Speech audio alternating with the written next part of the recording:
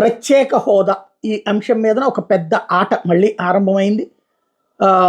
అందరూ కూడా హోదా ఇవ్వండి, కానీ మాకు కూడా ఇవ్వండి. అప్పట్లో 2019 ముందు జరిగినటువంటి హడావిడి ఏంటి? హోదా గురించి అవిశ్వాస తీర్మానం సందర్భంగా జరిగిన చర్చలో తెలంగాణ, మహారాష్ట్ర ప్రతి రాష్ట్రము కూడా ఆంధ్రప్రదేశ్కి ఇస్తానన్నటువంటి హోదా ఇవ్వండి, దాంతోపాటు మహారాష్ట్రానికి ఇవ్వండి అని అడిగారు. అందుకని నేను చాలాసార్లు చెప్పాను, అది ఓ రకంగా తేనె తొట్టని కదిలించడం, తమ రాజకీయ జీవితాన్ని సమాధి చేసుకోవడం కేంద్రంలో ఉండేటువంటి పార్టీకి. అందుకనినే అది కెలుక్కోలేదు అన్నటువంటిది. అదే సందర్భంలో ఇప్పుడు మళ్ళీ హోదా అంశం ఎందుకు తెర మీదకి వచ్చిందంటే, బీహార్లో ఎన్నికలు త్వరలో జరగబోతున్నాయి. అదే సందర్భంలో ఎన్డీఏ భాగస్వామి పక్షమే అక్కడ ఉన్నటువంటి జేడీయూ.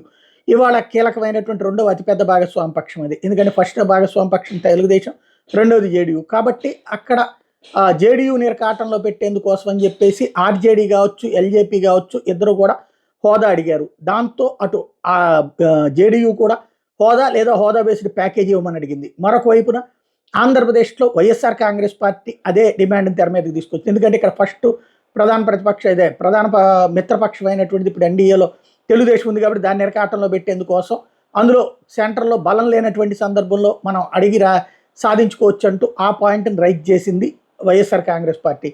అయితే ఇదే సందర్భంలో తెలుగుదేశం పార్టీ నోరు మెదపలేదు అంటూ కాంగ్రెస్ పార్టీ కూడా హోదా ఇవ్వమని చెప్పి అడుగుతా ఆయా రాష్ట్రాలకు ఇవ్వమని చెప్పి అడిగింది. వీళ్ళు సైలెంట్గా ఉన్నారు అన్నటువంటి ఆరోపణ చేసింది. తద్వారా హోదా అంశంతో రాజకీయం ఈ దఫా నడవబోతోంది.